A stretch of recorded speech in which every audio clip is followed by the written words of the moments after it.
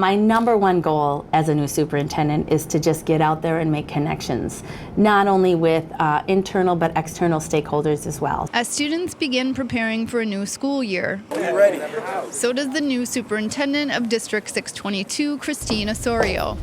With years of experience as an educator, principal, and chief academic officer in the St. Paul school system, she has a great deal of experience with immigrant populations and English as second language students. She says there are 57 different home languages in the district, and that suggests diversity is the new normal. We really have not just one particular group of immigrants here. We've got many from different countries and backgrounds, and so it's pretty exciting to be building a system that is really responsive to the needs of all of our students here. And it's an area that I've spent a lot of my life working in, so I'm pretty excited to be here. Osorio says safety is a priority for the district. She believes promoting a safe climate begins with building relationships, and staff in the district are trained in building strong community in the classroom. The most important ingredient for school safety is positive school climate and culture. By law, Minnesota schools are required to have 5 fire drills, 5 lockdown drills, and a tornado drill during the school year. The new superintendent says she encourages schools to conduct them early in the school year and often. It's important that when we do drills like those, they become routine.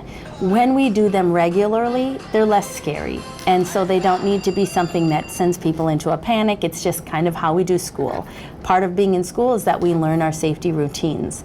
And so, yes, we do encourage administrators use the lockdown as a tool. She also says her number one back-to-school safety tip is for kids to know their addresses and phone numbers, and if possible, to staple a note card with that information to a backpack.